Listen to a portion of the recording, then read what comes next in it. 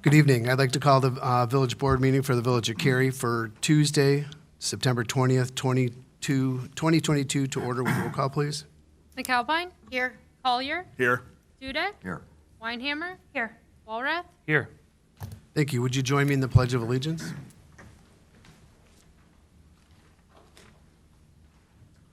I pledge allegiance to the flag of the United States of America, to the republic, liberty, and justice for all.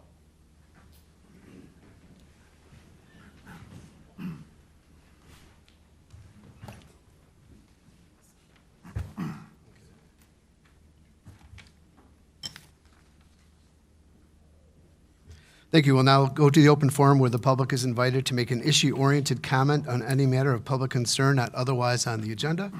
I have a couple of people have signed in. Matt Kunkel.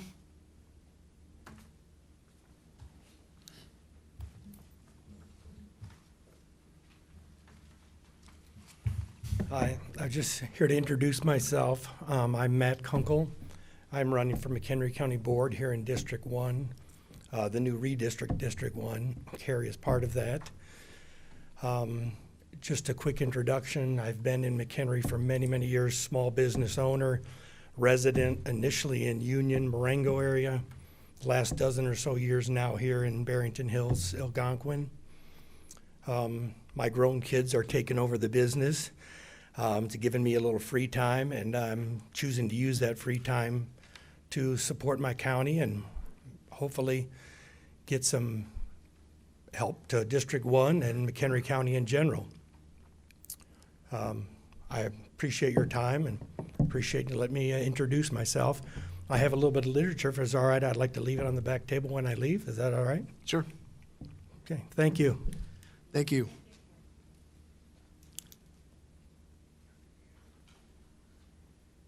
All righty. Is this Mark Polis or? Oh, that's you? Okay. Here for, so, Peter Spizziri, are you here for a particular item? Item A. Okay, I'll call you at that time. The other individuals that signed in, David Hall, Farial Rauman, are you all here for something that's on the agenda? Yes. Okay, I will call you up at that particular time. We'll go ahead and close open forum at 6:03. Now to the mayor's report. A couple things. I have a proclamation for rail safety. Rail Safety Week, September 19th through the 25th, 2022, whereas Illinois, 125 crashes occurred at railroad crossings, resulting in 32 personal injuries and 21 fatalities during 2021. And whereas the state of Illinois is a leader in supporting highway, rail, grade crossing, and pedestrian safety programs, and whereas 2022 marks the 5th year of Operation Lifesaver and designated in National Rail Safety Week, which coincides with Rail Safety Week in Illinois, to implement the safety initiative across the country, and whereas the Cary Police Department will be participating in this important safety endeavor. Now, therefore, I, Mark Koenig, Mayor of the Village of Cary, do hereby proclaim September 19th through 25th, 2020 as Rail Safety Week and encourage all residents of the Village of Cary to recognize the importance of rail safety education and obey all rail safety laws, dated this 20th day of September 2022. Thank you. Two other things. One, Trustee McAlpine and I attended the Illinois Municipal League's annual conference. It was quite informative.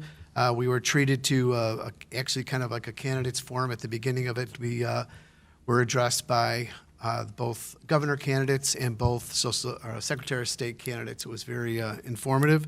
The sessions that we attended were quite informative. The ones that we attended, one on retail, that really coincides, and it kind of shows that we are really lining ourselves up for success with what the village is and what people are talking about and where we need to be and the foundations that we have. So thanks to staff and the board for continuously setting us up. So that was really interesting to be a part of that.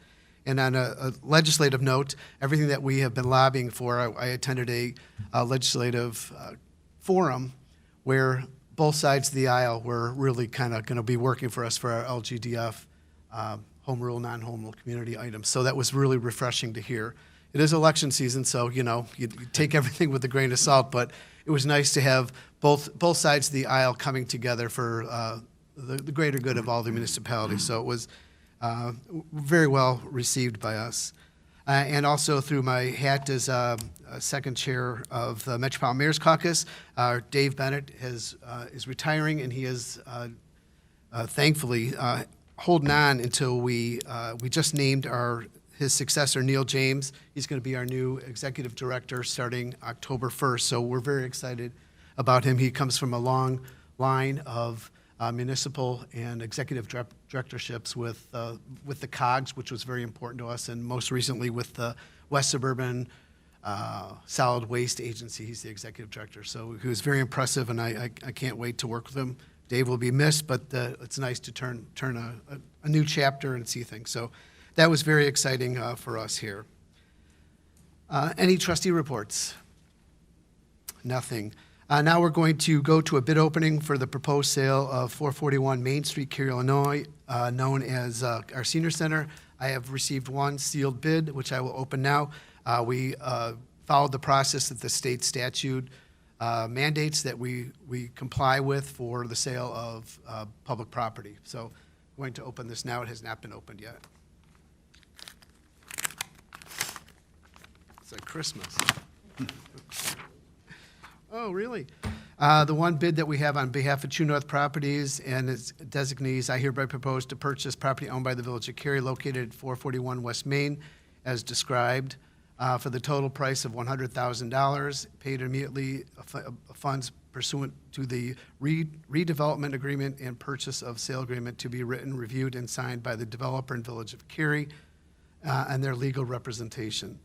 Title delivered to True North Properties or its designee shall be commercially acceptable, title-free, and clear of all liens, reservations, acceptance, and encumbrances except for otherwise agreed upon purchase and sale agreement. So with that, I move that the board accept a bid received from True North Properties in the amount of $100,000, subject to negotiation and completion of the final development, purchase, and sale agreement by the village and purchaser. Second. Courtney, roll call, please. Collier, Yes. Weinhammer. Yes. Walrath, Yes. McAlpine, Yes. Dudek, Yes.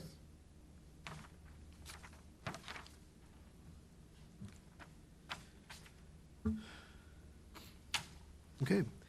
Moving forward, I will entertain a motion to approve consent agenda items A through H as designated on the monitor here and on our village website. So moved. Second. Roll call, please. Weinhammer. Yes. McAlpine, Yes. Walrath, Yes. Collier, Yes. Dudek, Yes.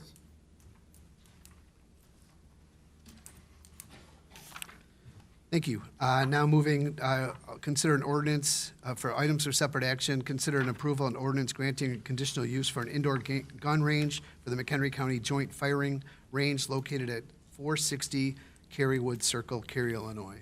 So moved. Second.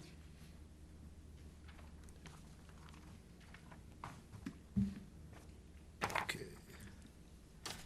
Who's going to take this? I can- Ryan? Thank you, Mayor, Village Board.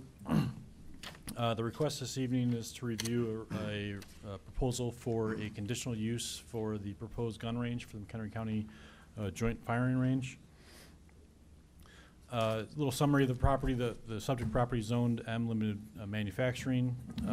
The property was annexed into the Village of Cary back in 1973 as part of the Cary Park Point Industrial Park. It has been utilized as a Cary Public Works operations facility since that time period. As mentioned, the petitioner is seeking approval of conditional use this evening for an indoor gun range to be constructed on a portion of that property.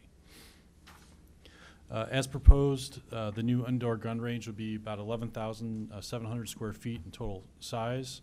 Will be set back from Carywood Circle on the southeastern portion of the property, over 300 feet from the property line. The required building setback is 30 feet, so it will exceed code by about 270 feet from that property line. The proposed facility will be utilized for police training purposes only. would not be open to or for use for the general public. The building would be owned by McHenry County, but would have multiple partnering organizations for the use and operation of that facility, which would include the Village of Cary. There are no other changes that are proposed to the existing public works use of the property, with the exception of adding this new structure to that property. This slide shows the proposed layout of the site plan for the proposed improvements. The building will be constructed at the northeast corner of the existing parking lot for the Public Works Administration building. It will be constructed into the existing hillside in that area, so a portion of the building will be submerged into the ground as you go from the south to the north of the structure. This slide shows the proposed building elevations as far as the design of the structure. It will try to closely match the existing building on the property, which is the Public Works Administration building, from a material standpoint and color scheme. And as you can see in the west elevation drawing, as you go from the right-hand side, that's image from, which is the southern portion of the building, to the left-hand side, towards the north, you can see in the gray area in the image is where the ground elevation is located at. So as you go from south to north, approximately 65 to 75% of the building would be submerged within the ground. This slide shows the proposed elevation or rendering of what the building would look like, with primarily brick materials on the south and west side of the building, and then more standing seam metal to match the existing public works facility. During the public hearing before the ZPA, there was extensive discussion regarding the design of the building and the compliance with the village's noise regulations, which are summarized on this slide. Essentially, there's a section of the code which speaks towards performance standards for uses within the manufacturing district that requires a maximum decibel level for any use or operation within that district that should be recorded at the property line. The proposed facility will be required to adhere to this requirement as it was excuse me, adjacent to a single-family attached subdivision directly to the south across Carywood Circle and the Carywood subdivision. That property is adjacent to the site is zoned R3, so under the village's requirements, the building would be required to maintain a maximum 50 decibel level at the property line for the proposed use. Through the discussion at the zoning board hearing, the petitioner did provide testimony as far as how the building is designed to accommodate that standard and will meet that standard. After construction, if it's determined that it does not comply with that standard, there will be ways to retrofit it further to further reduce any noise that is emanating from the facility. The petitioner is here this evening as well. I can provide additional information regarding that if there are additional questions from the village board regarding the design of the structure. As with any conditional use that is requested within the village, there are various standards that are identified within the Unified Development Ordinance that need to be met for the consideration of the use, which are summarized on the slide. In general, the proposed use would not be detrimental to or endanger the public health, safety, or general welfare. The use will not substantially diminish or impair values of property within the immediate vicinity. Use will not contribute to an overburdening of municipal services and is consistent with the village's comprehensive plan. Based on the evidence and testimony that was provided during the zoning board public hearing on September 8th, the ZPA during that meeting determined that the various conditional use standards have been met and recommended approval of a motion by a vote of 6-1 to approve a conditional use for an indoor gun range for the McHenry County Joint Firing Range to be located at the subject property per the conditions that are listed in your staff report. As mentioned, the petitioner is also here, can provide some additional testimony or response to any questions that the board may have, but staff is here as well to answer any questions you may have. And one other thing, just to note, within your on the dais this evening, there was a petition that the village did receive this week from several residents in the neighboring subdivision that were signed as far as additional concerns that they had that was received after the zoning board hearing on September 8th. We have several people that have signed in to address the village board regarding this. Why don't we start out with Peter Spizziri?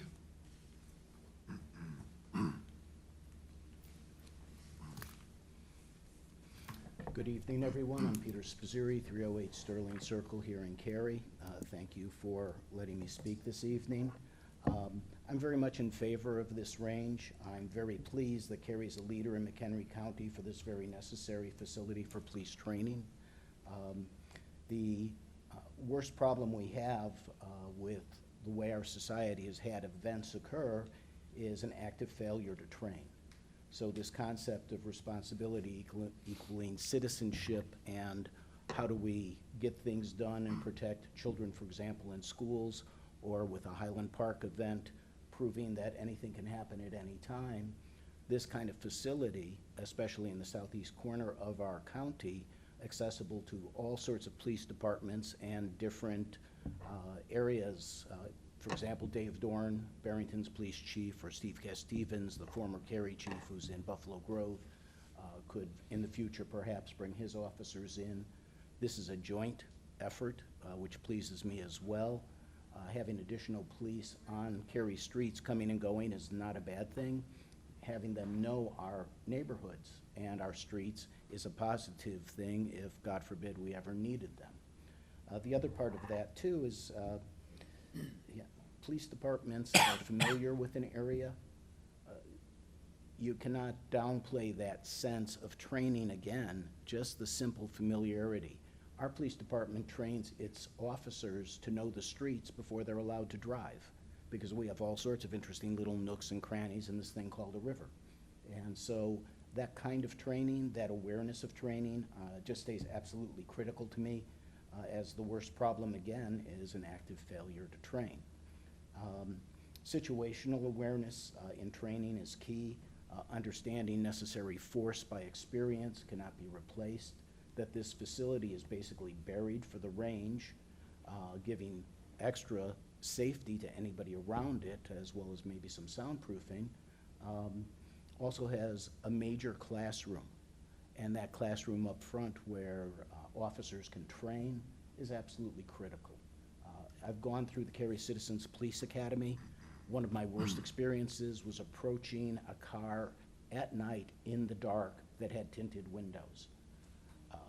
Training is so critical. The officers have a right, no matter what, to go home to their families after, and it's our duty to give them the training and the means to do their jobs properly and to do it safely and to keep our community safe. The other plus part of this is that, you know, police, again, for local businesses, police officers eat. They will be at our restaurants. They will add to the revenue stream of the town in their own way. And the complexity of modern policing is not going to get any easier. So again, I hope you approve this. I'm very pleased that Cary's in a position of leadership for this, and I thank you for your time. Thank you. David Hall.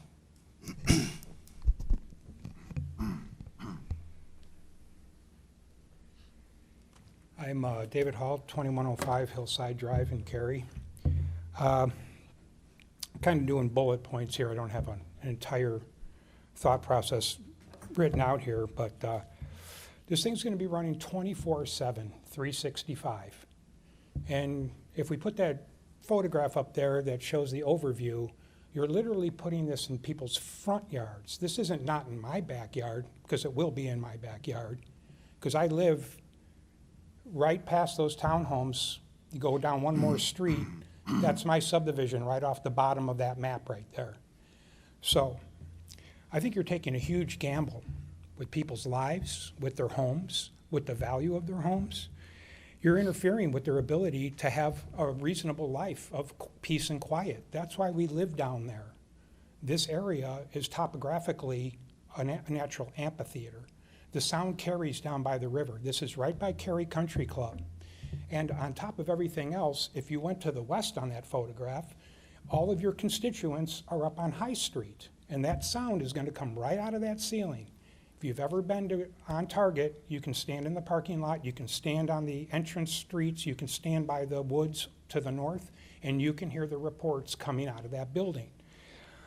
There has not been any consideration made to the fact that these homes are in such a close proximity with the traffic coming through there. This is a residential area. Don't be fooled by this misnomer of that's an industrial park. It might be an industrial park, but it's fronted by houses, and there's houses to the west and houses to the south.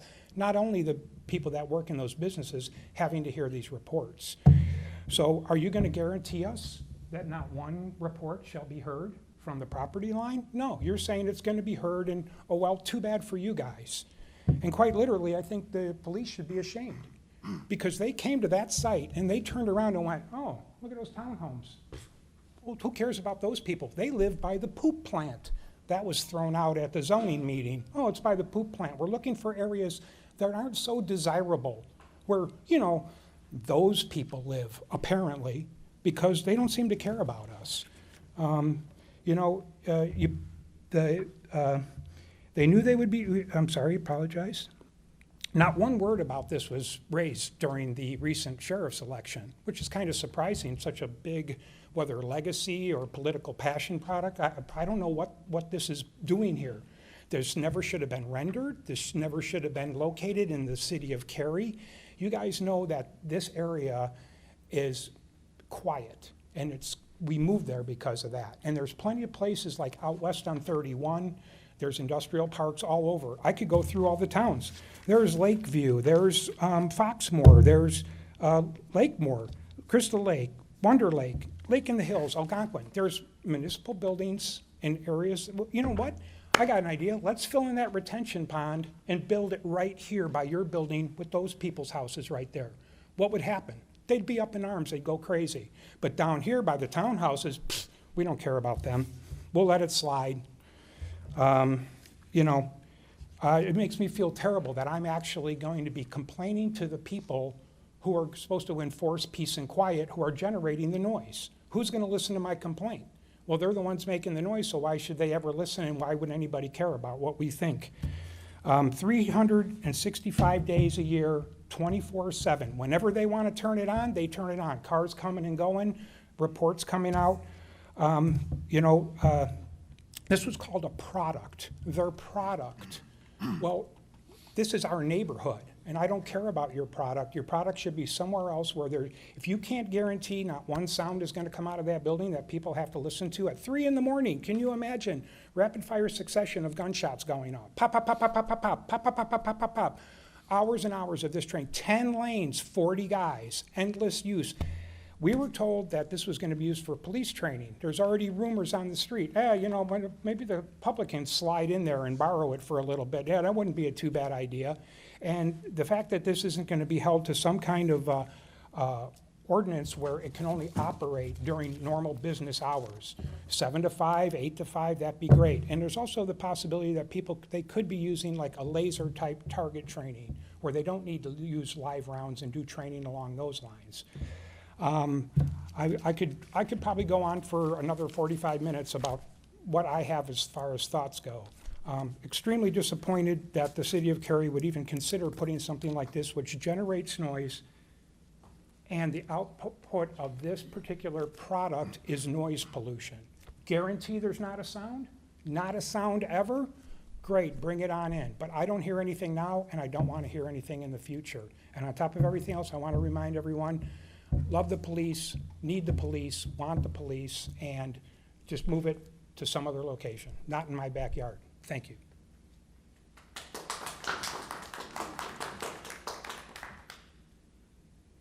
Ferial Rahman? I'm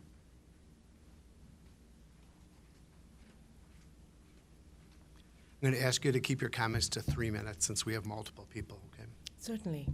Good evening, everybody. My name is Farial Rahman, and I live by the poop place.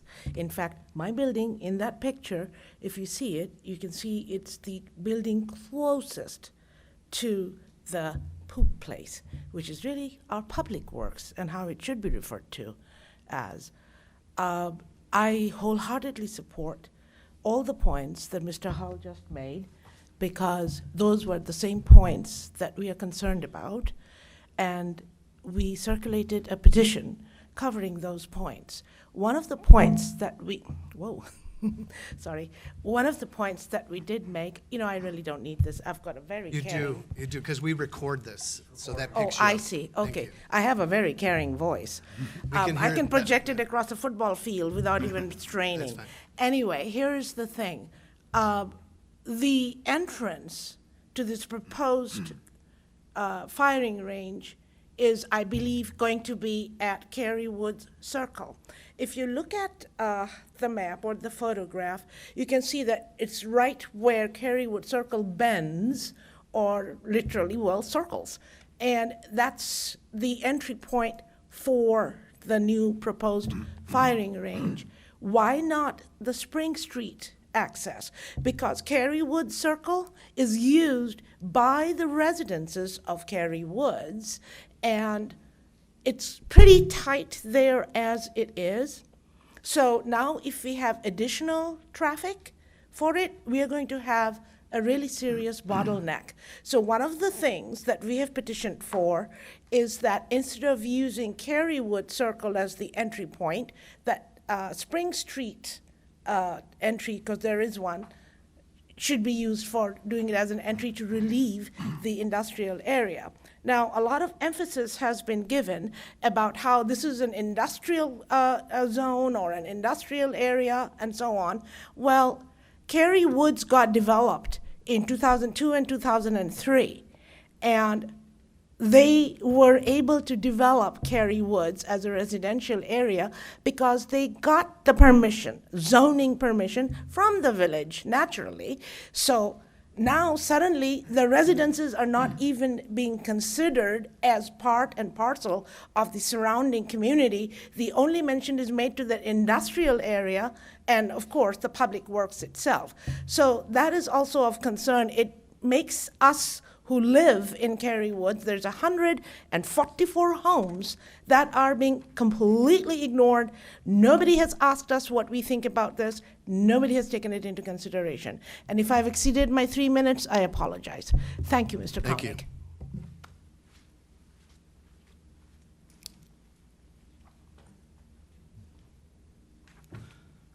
Let's see.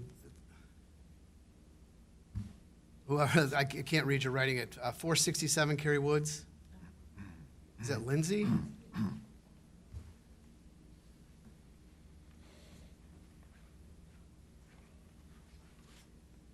Thank you so much. I just wanted to state what they, Could you state your name and address, please? Lindsay Sawicki, 467 Cary Woods Circle. I just would like to reiterate what everybody else has reiterated. I know that it's been seen as a manufacturing in an undesirable location, but you have to realize this is our home. This is, where we have our families and our friends come and visit. I just would like you to keep that in mind when you're making your decision. Thank you. Thank you, Lindsay.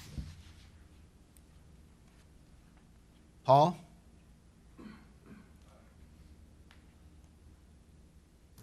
Good evening, ladies and gentlemen. My name is Paul Powers. I live at 404 Cary Woods Drive. We moved to Cary, Fariel and I did 2002. I grew up in Evanston, Illinois, and I've really enjoyed my time in the village of Cary. I think the village does a fantastic job in snow removal, municipal work, fire. We've had the fire department come by, help us with our smoke alarms one night, the police also. The whole village, I think everything is right about the village. I've enjoyed living here 20 years. I'm a municipal worker in Winnetka, Illinois, so I understand change is inevitable in municipalities, and I understand the need for a training facility for the McHenry County task force, and I just think that if the hours were limited to a daytime training facility, it would benefit a lot of the people that are worried about the noise at night. So I appreciate your time, and thank you very much. Thanks to the Village of Cary. Thank you. Is there anybody else here that would like to address the village board regarding this item on the agenda? We have a couple representatives of the project. If you'd like to, you're from FGM. If you would like to speak to the sound issues within the facility, please come up to. Absolutely. Members of the board, Mr. Mayor, thank you very much. We are very much aware of the sound issues, citing it at the last meeting, the concerns. I'd like to talk about the wall construction and how we're mitigating the sound in the range. The project is going to be constructed with a 1 foot thick concrete wall around the range, poured in place concrete wall. Can you raise his microphone, please? Oh, I'm sorry. Is that better? Yes. Okay, sorry about that. It's going to be constructed with a 1 foot thick concrete wall with exterior insulation as well as interior insulation. The interior insulation is a product by a company called Troy Acoustics, which is a leading edge range acoustic manufacturer.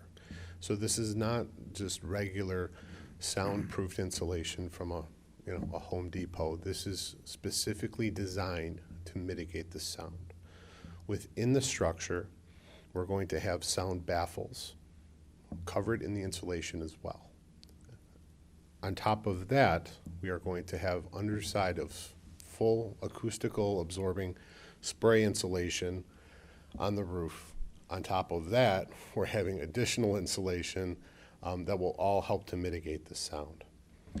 In doing that, we are burying the portion of the range 3/4 into a hillside, so it's going to be below ground. The exterior, could you go to the plan for me, Brian, if you wouldn't mind? If I can draw your attention to the floor plan, there's an exterior equipment where our exterior units are. That's that little appendage to the side. We are wrapping that in acoustical paneling as well and building that out of concrete. All of the mechanical units will be on sound isolators, vibration isolators, to address all of the acoustical concerns. So as we increase the mass of the wall, the airspace, that's going to increase the amount that the sound is absorbed. Any reverberation noise inside the range is going to be handled by a rubber bullet trap. As the projectile leaves the weapon, it's going to be shot into a rubber trap. So there's not going to be the bang bang. Okay. The training facility, the classroom, all of the services are being put in the front of the structure to allow the sound. The sound would have to carry through basically the entire building out 300 feet to get to the property line. I said last time, so basically the way sound works, it's in waves and frequencies, okay? And as we saw in the, sound is calculated in ranges. So 50 to 60 decibels, 70 to 80 decibels. That is taken into account people's perception of sound. Your perception of sound would be different than my perception of sound, okay? I can assure you that the materials that are being put in this facility have been tested. They're high-end quality materials, and we are taking into account all of the sound concerns with the construction of this facility. Board have any questions about that? I do. Has this material been used in any other ranges that Yes, have sir. been built? Yes, sir. What is the decibel level at 300 feet? So that's going to, again, that's going to vary. I would say most 30 to 40 decibels, which is under the required. I will also, if I may add to your question, commercial ranges do not necessarily use the type of insulation that we are proposing for this facility. This is high-end soundproofing. I have personally used this in retrofitted facilities for law enforcement agencies around the state, okay? In facilities that were built not to be ranges. So I'm basically wood studs, brick wall.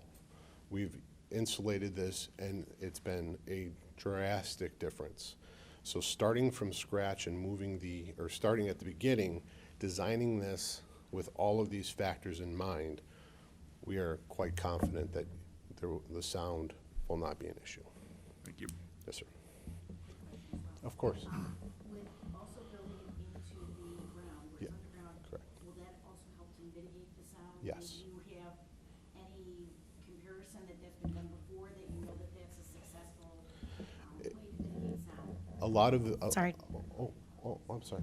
A lot of firing ranges in the West do that. They build these outdoor ranges in the hillside.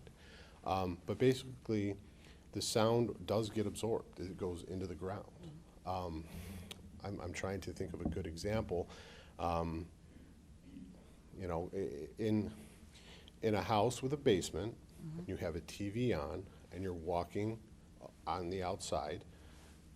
That sound from that television is going to be absorbed through the concrete into the earth. Sound travels through air. That's why there's, you know, no sound in space, right? Now I'm going to space, but that's how sound is carried through air. Underground, it gets absorbed. So it's sound deadening, yes. I have a question for staff. What equipment are we currently housing and utilizing on a regular basis at the Public Works facility?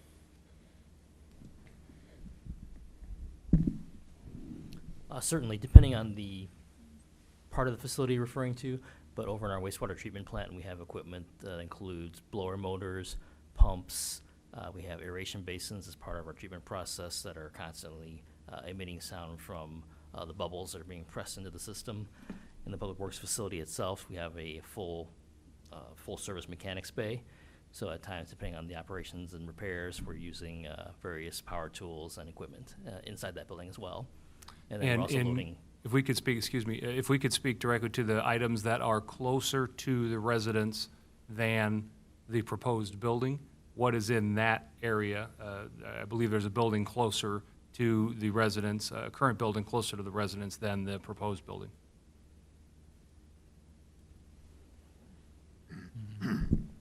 So our Public Works facility, our main building is the far south structure on our property that is closest to the existing townhomes.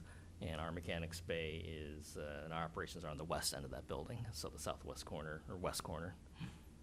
And forgive me, that may be kind of a dual question for both of you. Standard diesel truck that we operate out of Public Works facilities, those come and go through that location? Correct. Okay, and guesses, estimations as to the decibel level of the diesel trucks that are coming and going from that location during the day? I don't myself know that off the top of my head. I could check real quick, though.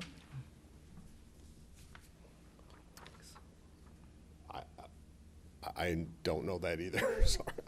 The tack I'm trying to get to is if this, the standard that we've set with the Unified Development Ordinance is 50, correct me if I'm wrong, Director Simmons, 50 decibels at the property line?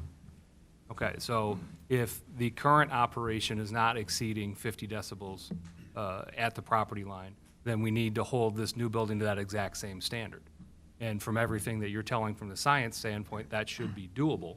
Yes, sir. It's just a matter of, and I believe I heard sometime in the conversation as well, if when the facility is completed and measurements are taken and that is not being done, then we have the ability to mitigate before this is open. Is that correct? That's correct. They need Thank to you. correct the issue. If they're not at the 50 decibels at the property line, that issue needs to be We corrected. wouldn't give them a final permit, right? We wouldn't say it's completed. That's exactly the final line I'm trying to draw, is we have an operating standard today, and it needs to be held to, regardless of whether it's the existing building and machinery and equipment that's there. If we build something new, regardless of what it is, then it needs to be held at that same standard. I have a question for Chief Finland. So with the hours operation, they're saying 24/7. Is that necessary, or is that what was agreed upon or talked about, or can you talk about the hours of Both. operation? It would be both. We looked at some options in regards to this facility where they had hours that were restricted, and that was something that the county was not desired. I would tell you that for the most part, this facility will be used during the days and the afternoons, but there's a desire to have the facility available throughout the day because we have personnel working throughout the day. And number one, it wouldn't be disruptive to sleep patterns and things like that to make those individuals come and shoot on their off-duty time, number one. But number two is we have less people working midnights than we do during afternoons or during days. So yes, that would be one of the things that would be required, is that the facility be used 24 hours a day, 7 days a week. Thank you. If I could, Chief, if we could take one more step down that line, training for your officers, how long is that if they do go over to this facility and they're going to be training? Is that a 6-hour shift of nothing but gunfire? What does a typical training session look like for your officers, so we can get an idea of how many rounds might go off during any particular training session? Okay. I'm going to speak from the Village of Cary first. And we tend to do firearms qualifications outdoor, by the way, over by the Meyer Material Quarry approximately 3 times a year.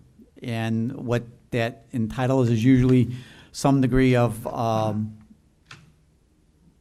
malfunction drills, they're drills that relate to clearing jams in a firearm. So that's not consistent or constant. That's probably a better word, constant. It tends to be by interval. We do have our firearms qualifications, and the firearms qualifications are 50-round qualifications. The course of fire tends to run 15 to 20 minutes, and it's usually proctored by a firearms range instructor that is responsible for safety and also for proctoring the qualification.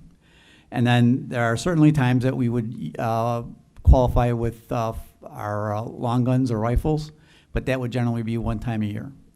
But the current state qualification course of fire is 50 rounds. So when we start talking about the number of the times that this facility would be used, it would be used to accomplish those tasks, and there might be some times where it might go over it, but I would tend to believe that we're probably talking 1 to 2 hours, if we're doing other things as well. A qualification course of fire does not take a very, very long time at all. Thank you. Trustee Dudek, do you have any questions? Yeah, I do. Thanks. And I apologize if I missed this somewhere along the line, but I didn't read it in anything that was distributed. The property that you're proposing to put this on, is this property for sale? And how did it get chosen, I guess, if it's not for sale? The property is owned by the Village of Cary. It's not for sale, but as part of the agreement with the joint facility, the organizations that are involved in it, the Chief might be able to answer better, but there was discussion as far as the organizations that were partnering in the facility could utilize this property for the development of it. The building would be owned by McHenry County, constructed by McHenry County, but the village would still own the land that the building would be located on. That agreement is still to be finalized. So it's a building lease, they're gonna put the building and then lease it from? Those terms would be finalized still. That would require board approval. And the village would still own the property under the building? Correct. Okay.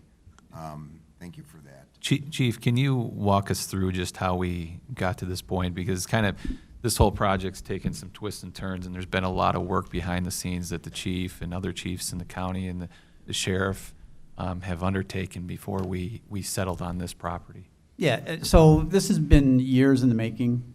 I think probably 4 or 5 that we started.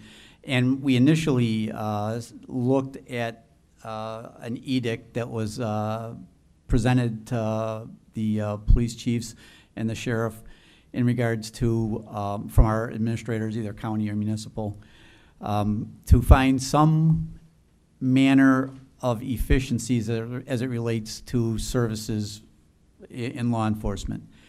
And at that time, we were all using a different type of communications system, and that led us to generally, or we all came onto one communication platform, and it's called Starcom 21. And what that has done is improved our efficiencies in regards to interoperability. But for us in Cary, we don't have to maintain our own radio system because we use it as a subscription service, and we don't have to pay for our telephone circuits that would have connected our satellite receivers, and then we don't have the responsibility of maintaining it and fixing it when it breaks. So that's kind of how this started, and then we started looking at what we don't have in McHenry County. And not one police agency that has a building in McHenry County has an operating range in their facilities. Not one. We all use somebody else's range, or we go someplace else. For us, we use the Meyer Material property off of Route 31, as does Algonquin.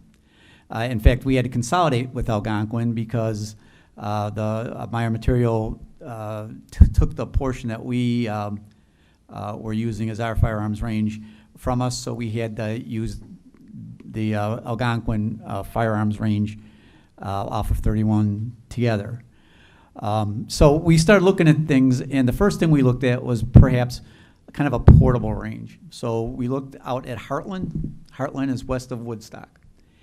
And it would have been close to Valley High and across the street from McHenry County's Department of Transportation. What that doesn't have out there is it doesn't have utilities.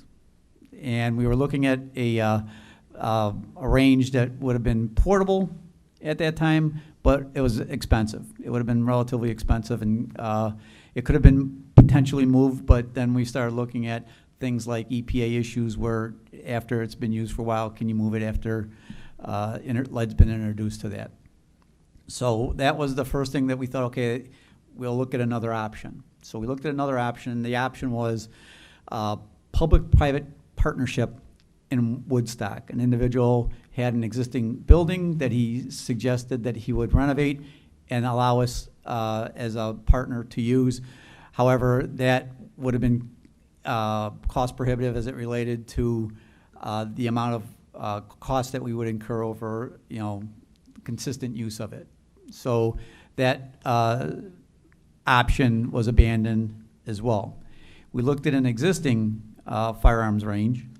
There was talk that that building would have potentially been available, and it turned out that there was restrictions in regards to the hours of operation, and the partnership that was involved in that wasn't as eager to sell it as we thought they would. So we had to look for another option, and the Village of Cary has a very large parcel out at Public Works, and we have adjacencies to utilities, and it was in a manufacturing area that potentially could be used for that all three shifts. So that's how we ended up in Cary, was because we had kind of an arduous journey from Heartland to Cary. The other part of this equation, as Mr. Spizziri had indicated, is that this quadrant of the county has the most population. It's densely populated, and with that comes most police officers. So that's why the option of, or the potential of locating the range here, the training facility here, seemed like a good idea at the time, number one. And number two is the county took ownership of our old facility, the park, the police department and village hall, which would be converted to a law enforcement training center. It'll have at least 3 classrooms there, as well as a conference room. And the potential was that somewhere down the road, there might be the ability to have the ability to train our own personnel within the county versus sending them to different areas in the state for training and perhaps partnering with a community college. Yeah, it's done in DuPage County. The Suburban Law Enforcement Academy is located at College of DuPage. And there's been other academies that have done the same throughout the state of Illinois. Okay, thank you for that. So when you, Chief, when you reference "we," you're not referencing the Village of Cary. I assume you're referencing some committee you were on. That's correct. So there's a couple things that kind of drive my passion in regards to this as well. And the first thing is that it is a joint venture. There are representatives from Algonquin Police Department, the Cary Police Department, Lake and the Hills Police Department, and McHenry Police Department, in addition to the McHenry County Sheriff's Office. So there were some interest at the time of more agencies. We'll offer it again after we have this intergovernmental agreement completely finalized. But so far, those are the agencies, 5 agencies that have been consistent in regards to this. Now, I have had some experience with trying to develop a, at least tangentially or incidentally, when I was in Lake County. And there was a parcel up on 173, it's close to the Wisconsin border. There was talk of having a public safety training facility up there. And I watched that concept kind of die on the vine because there was no entity that was willing to fund such a venture. In this case, we have McHenry County that has indicated they are willing to do that. And I would like to, that's one of my passions here, is to make sure that we have a training facility that we can train our personnel together so that when they train together, they have a familiarity that if something happens actually in the real world, that they have already been introduced to each other and understand their tactics and training. Okay, thank you for that, and I support that last comment as well.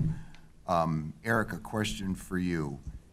The property, the way it sets up, is there enough room to turn that building 45 degrees so that it actually sits behind, instead of equal to, or not equal to, parallel to the way most of the Cary Woods buildings look to sit, but, kind of tuck it behind in the wooded part up at the top of the property, Public Works property?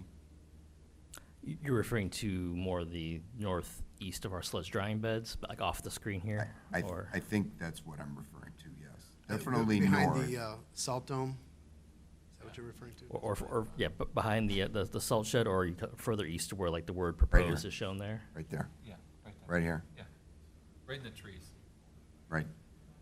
The reason I ask is because you would have then our building to act as a further sound buffer for any noise that might come and go south. He's saying back behind the salt, in between the salt dome, Eric, and the drying beds. Okay. Topographically, that Yeah, would be more correct. challenging because there is a significant rise in elevation as you go south to north. The access road there behind the sludge drying beds is a lot higher than the where the elevation of the salt shed is. So I think construction-wise, getting to that point, and then like the entire building would be, I think the construction of that location would be a lot more challenging and probably a lot more expensive. Okay, so it could be done, but it's not cost effective. Correct. Okay. I think would be my guess. I think one of the considerations too was this is outside of the secure fence area within Public Works. So we're trying to still keep that security of the Public Works site, wastewater, water operations. Almost done. I'm almost done. Does the Cary Police Department pay for this if this is built in Cary? Is there, I guess I should ask that question differently. Is there a cost to McHenry County police departments that want to use this facility? And if there is the Cary Police Department having to contribute that, or because it's in our town, and admittedly creating some concern, would we have the ability to not have to pay that fee? So there was some advantage to us. Well, in regards to the construction, that was, there's a commitment by McHenry County to build this facility. Now, we have an intergovernmental agreement that we're working on that establishes a board. And that board would dictate, operations and also develop a budget. And that's why having this facility that would be a partnership is important, because, I think that we're going to be able to address the concerns, number one, and to address like operating issues and things of that nature. So I think operating costs would be the thing that we would have some, we would be required to contribute or participate in. That would be correct. But in regards, not in regards to the construction. Many of those, And I would also say that the sheriff's here, so he could answer those questions as well. Well, also, we've been budgeting for years for this, for our initial contribution as we started this. And we've been doing this, like the chief had said, 5 years now. We've been trying to work on this whole I plan. haven't been on for 5 years, Yeah. so this is new to me. Yeah, but there's a line item on our budget.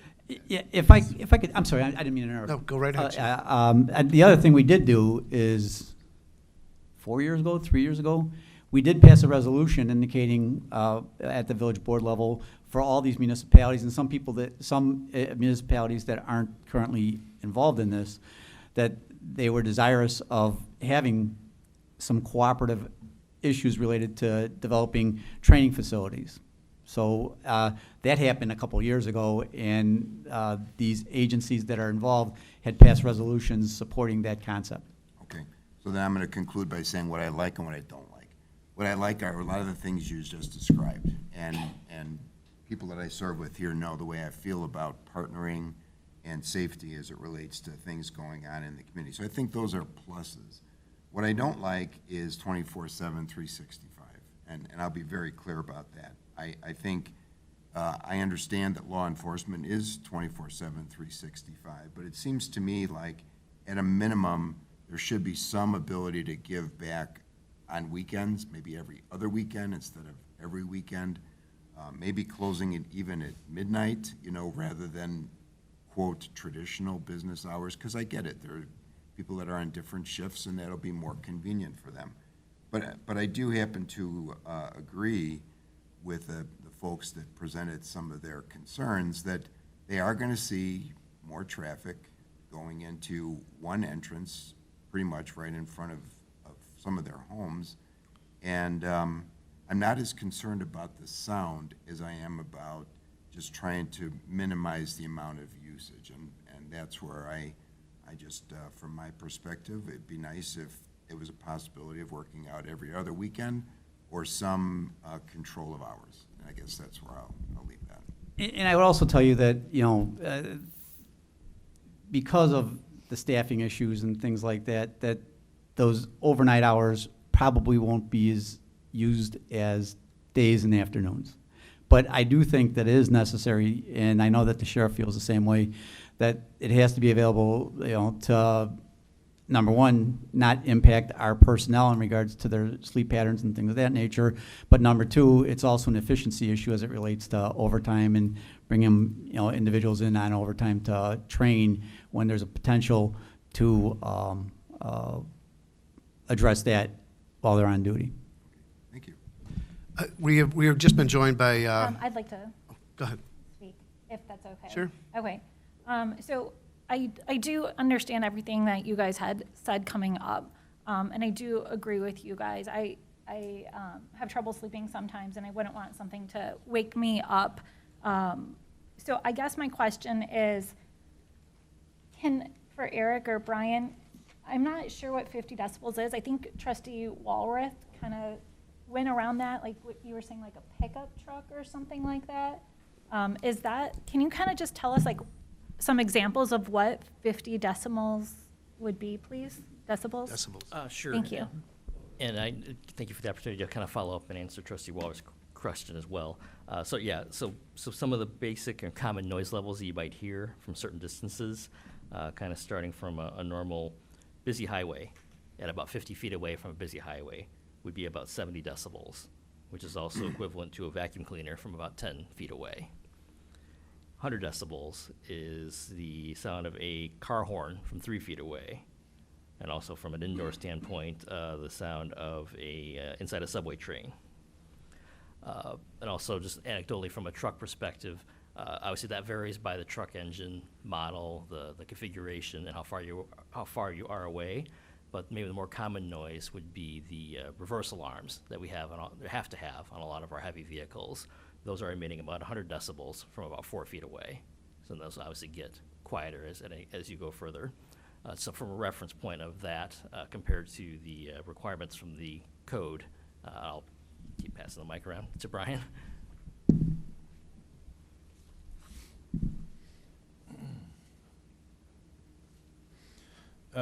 So from a code perspective, the 50 decibels is more to limit the impacts that a business may have on a specific area, and specifically looks at the separation of the uses. So if you're looking at an industrial area next to residential use, it does identify that there are going to be people that are living in that area, so that area will be occupied in the evening hours. So the 50 decibel level that our code requires is very minimal sound. There may be some sound that carries. Generally, cars driving down a roadway will produce decibel level comparable to 50 decibels in that range, just from the friction of the tires as they're driving through an area.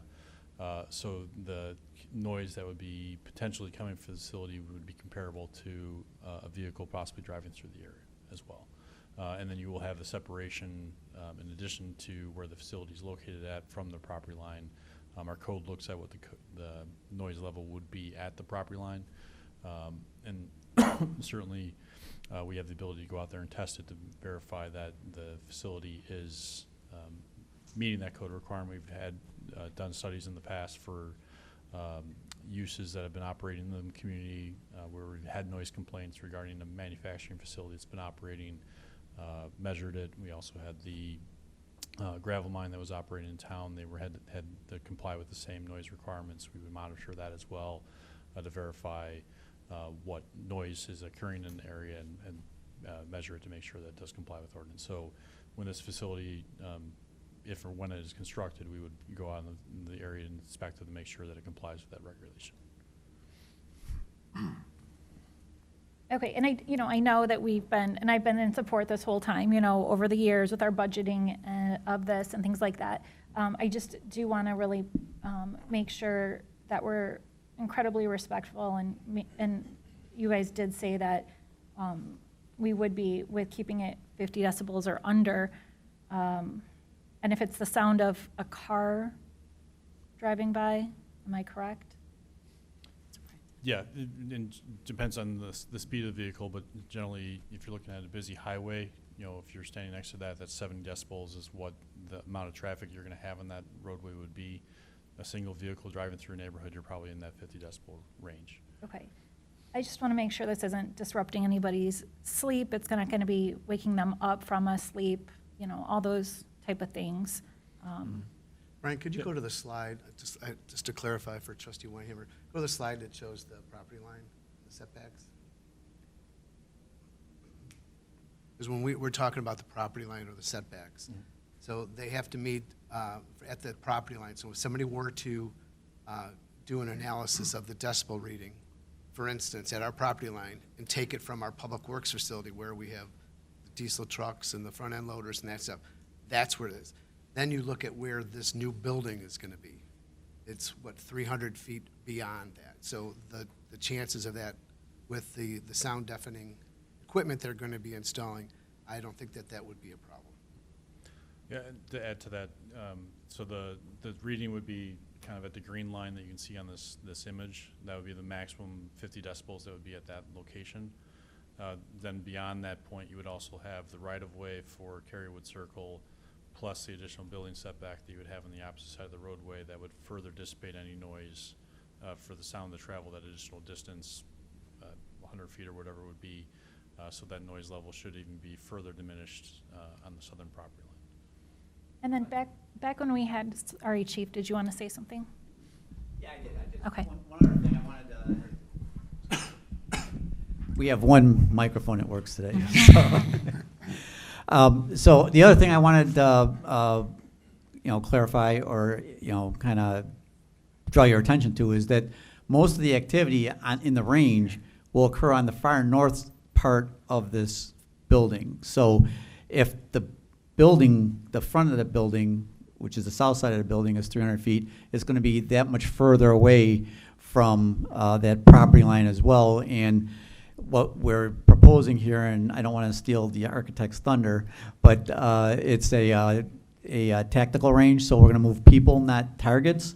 So the individual officer with their firearm will be another 100 feet downrange for the most part, because that's where we train with our firearm, with our handguns.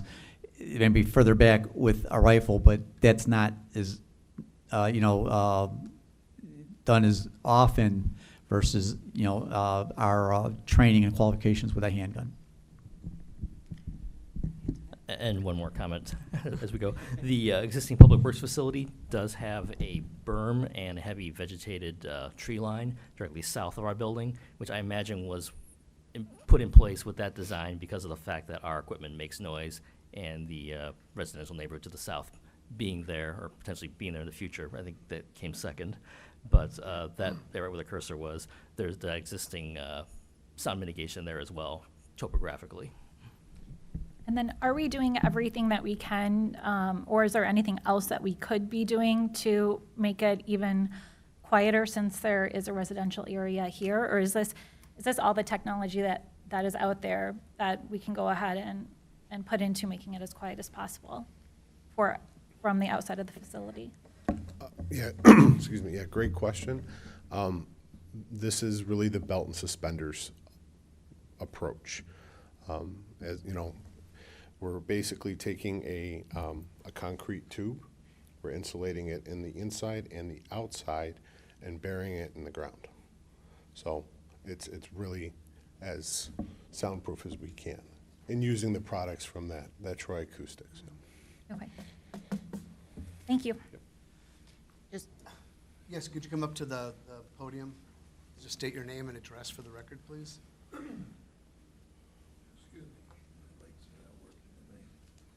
My name's Judd Erickson. I live in Cary Woods. 2 questions. What is the total cost of this? I've never heard numbers. Why don't you ask your second question, then I'll have the sheriff come up and ask. The second question is traffic. 14 months to build this thing. How many concrete trucks? Hundreds of concrete trucks. Could you please use Spring Street to get in, not going through our neighborhood? Well, that's something that we could check into, but if you'd just have a seat right there, so if you have a rebuttal question, you could be right there.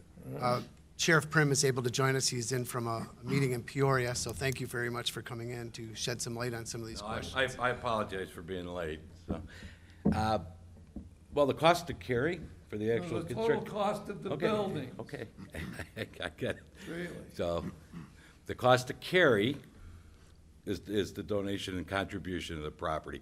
The cost to the county, the bids haven't come in, but we're budgeting somewhere nearly $3 million for the project. Okay, and that's to be paid for by the county, Correct. totally? Did you want to tell him how you acquired that money? So a significant percentage of that money for both the training facility and as well as the range is what we call the Sheriff's Discretionary Fund. So this is money that we've seized, or products that we've seized during the course of our criminal investigations. So we're utilizing non-tax funded money, or at least a significant percentage, up to nearly $3 million for the project that's coming out of those discretionary accounts. Okay. Thank you. Did you have another question regarding the finances? The traffic, the construction traffic, could you please put it through Spring Street entrance? We could take a look at that, but I'm sure that Director Morimoto could speak to that. That's a highly secure area for us. It's where our wastewater treatment plant is, and we don't allow anybody to go through there. And our streets are highly secured too, because we got children out there. If you take all these concrete trucks and everything else for 14 months, there could be accidents. Can I ask a question? Sure. Sorry. Okay, so is there fencing right along here where we could just put a temporary construction entrance and shut it off after construction, or is this all fenced here The for public works? Public Works is all fenced. It's That's all where- fenced? Yes. Can we put a temporary opening in a fence for construction entrance just during that time where they can scan in and out and, I don't know, something leave like that to- that? That's something we could look into. Director Morimoto? It could be looked at, but it would create obviously, openings in our secure perimeter, which obviously is of high importance to us, not just from a security perspective for the operation, because the EPA does require us to do risk and resiliency assessments and have emergency response plans just to make sure that we're addressing certain issues that could occur. But the safety side of it from just the perimeter keeping the accidents from occurring. The gentleman mentioned children in the area. That would be my biggest concern, is having openings in our perimeter, allowing children to wander in and check out the cool facilities we have up there. And we have a lot of open basins and equipment that we do need to keep secure. So it could be looked at if it's open for a limited amount of time, but it does increase that risk. Hold on just a minute. And we also are reviewing, thank you, Chief, working with the contractor, like every project. The fewer trucks you have coming in and out with regards to earth moving, the better, and the cheaper it is. That minimizes truck traffic and noise as well. So there's a lot of earth balancing involved that's going on with this project. Again, another reason why FGM has cited the building precisely where it is. Looking at the other alternatives further up the property, like we mentioned before, the topography probably doesn't support that very well, but it also makes the land balancing a lot more challenging as well. If you have a follow-up question, you come up. Just restate your name and address, please. David C. Hall, 2105 Hillside, Cary. Just a quick rebuttal. This area is not secure. You can walk right into that parking lot. You can drive. It's known as the mulch pile corner is where the parking lot is kind of sited right now. So anybody can walk in and out of there. Dogs are walked in there and it's all open around there. I don't know currently what the plans are, but now you can walk right up to that, where that building is sited. It's not in a secure area. Noise comes from the HVC units on these buildings. Most of them are mounted on the roof. This one's going to be mounted off to the side, but nevertheless, the openings to this building are where the air comes in and the air goes out. Construction 45 years, so I know what I'm talking about. There's no way to stop the air from leaving the building or air to come in the building.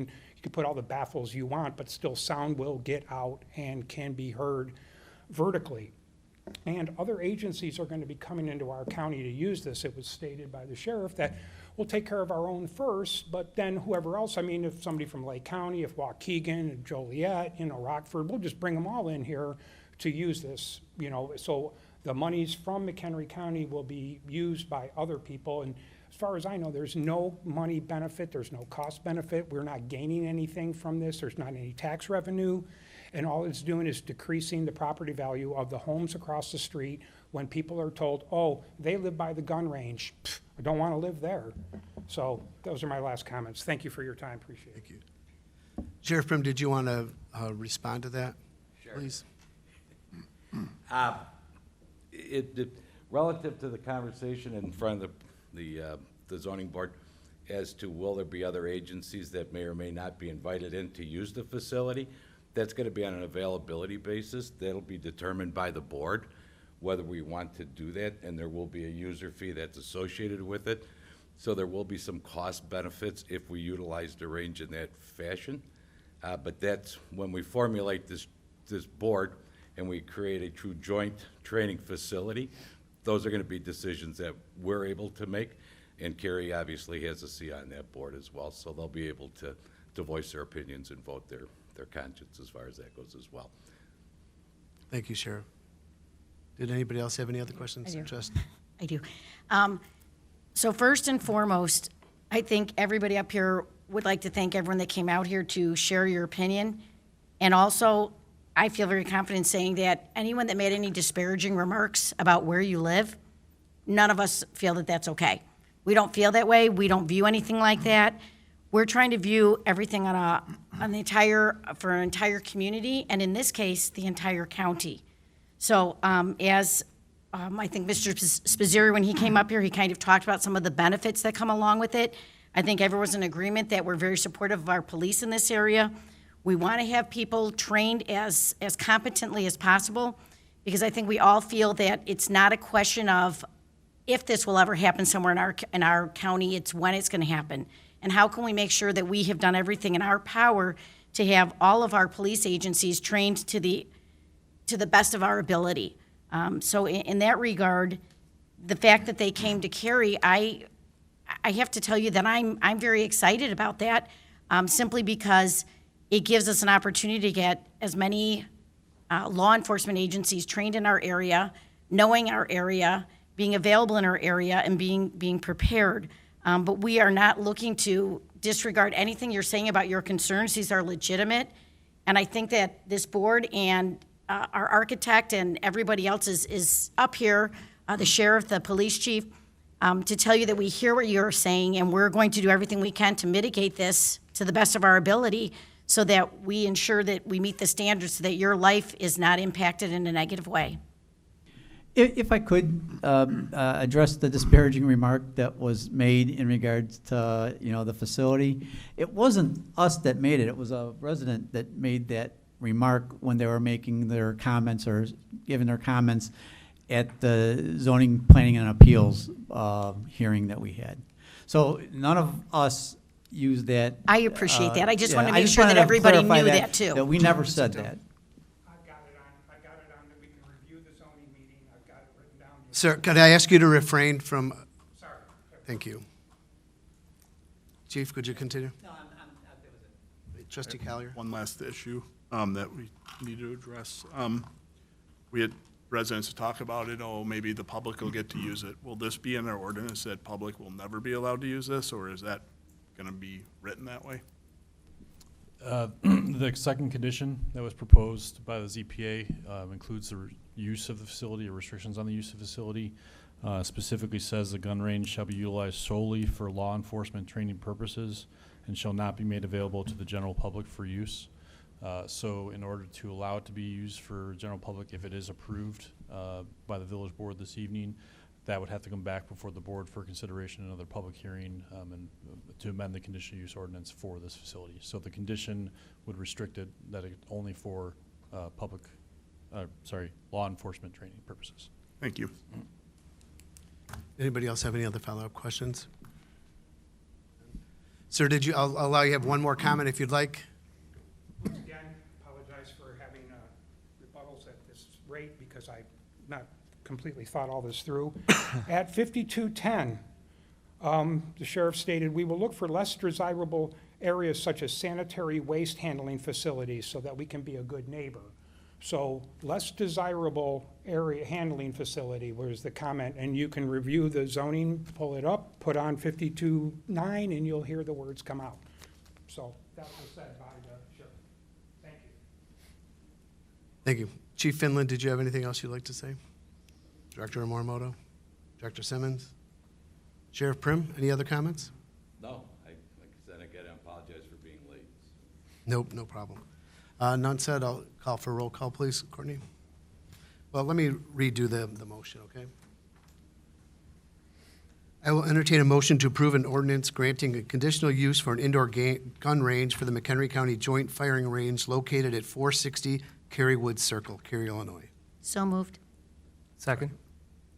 Courtney? Dudek, We can't vote with any additional conditions. It's just as it's proposed. As it's proposed. Well, can he request to amend it? What would you like to amend? What I suggested before, I'd like to Hours see of some operation. sort of, hours of operation change.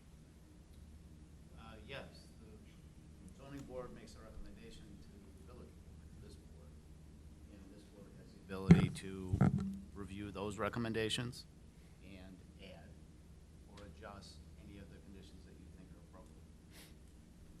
appropriate. Can I ask a question too then? would we have the ability, if we find out that after the building is up and going, if it is a problem, can we go back and then amend it? I mean, what happens if we look to hamper the time for people that are on night shift or whatever when they're going to train, and we find out that it's not a problem anyway, and maybe we've over-regulated it? I'm just curious. I have one more Same type of thing? question also. Hold on a minute.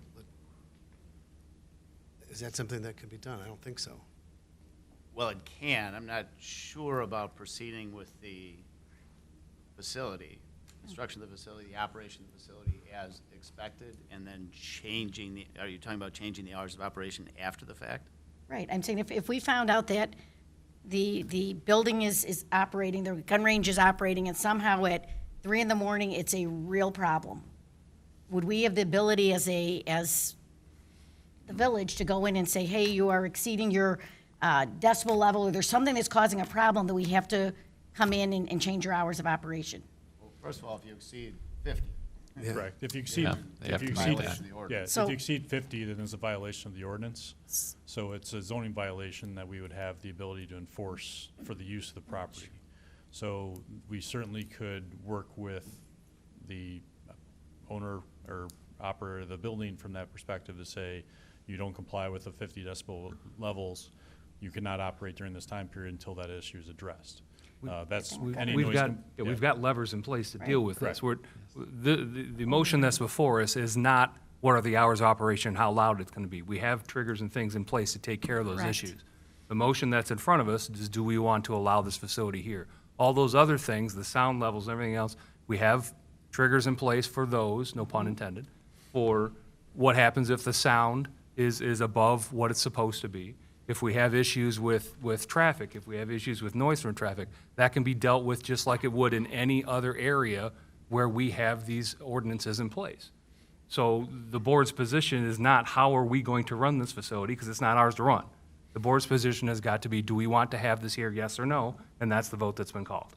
I think unless we put an amendment to the motion, which would be to change or to alter our hours of operation, I believe that is possible to do. But you're changing the UDO. We're not having a conversation here about changing I'm not the changing noise the ordinances UDO, in time I'm of it. changing the It's exactly what you're operating doing, hours. Rick. Well, let me, hold on just a minute. Let's not get, I'd like to address Trustee Dudek's concerns about the hours of operation. Way back when we started this whole conversation, when you did it, part of the allure of having a centralized location like this 24/7 was to eliminate overtime for all the agencies, including us. Because in order for us to train our officers, they go off-site and we incur an expense at overtime. So we're all looking to reduce our costs of operation for our police department. It's very expensive, as you know, to run a police department. For us to make this concession right now is not in the spirit in which this facility was being brought forth, so that we could have everybody, every shift, have equal opportunity to be trained, and be trained by the same people, so that there's that continuity through the county. I think that the least amount of officers on the street are midnight to 8 o'clock, I would imagine, so there wouldn't be as much traffic coming in and out of the facility at that time. So I think that in order to change something like this that has not been agreed upon would be, that we would be doing a severe disjustice to this entire operation. Okay, then I'll vote yes, but I'm going to go on record as saying I have served on a number of boards in this town in over 12 years, and the boards have always tried to do what they can to protect the residents. I personally don't see any of that here. All I suggested was a change to the operating hours, and the minimal ask I would have is an alternating weekend. If we can't do that, we can't do that. I'll vote yes, but I want my statement on the record. Good. Understood? Before we go ahead and vote, I just want to ask then Sheriff Prim one question.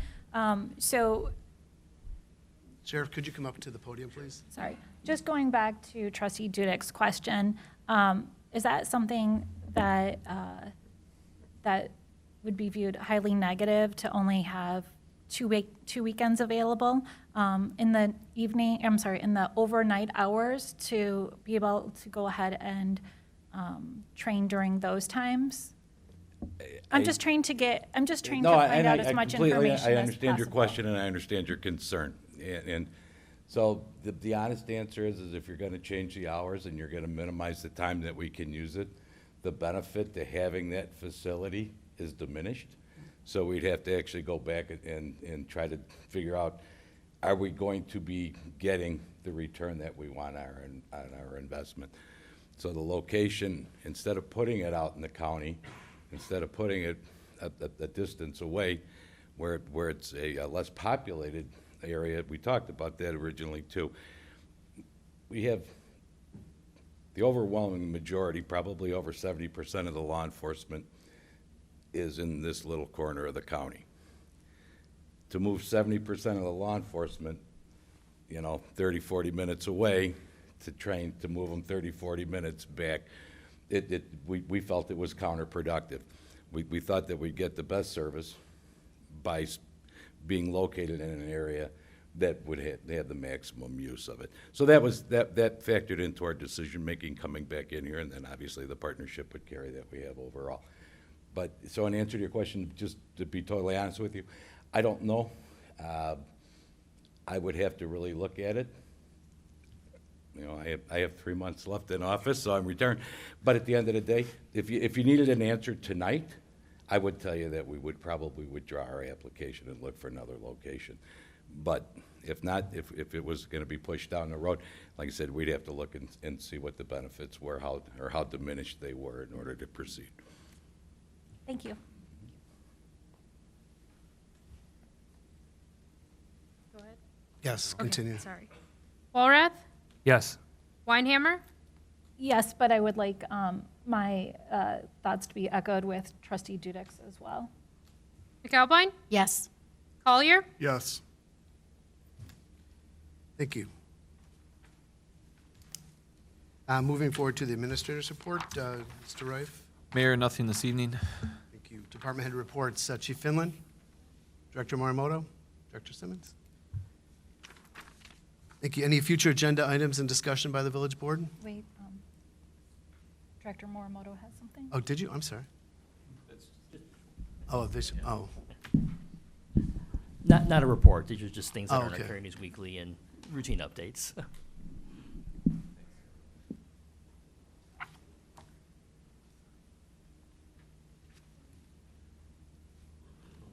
Okay, any future agenda items, discussion by the village board? Little doodle. Did you want me to read it? Thank you. I entertain a motion to adjourn. So moved. Second? All in favor? Aye. Aye. Any opposed? We are adjourned at 7:28.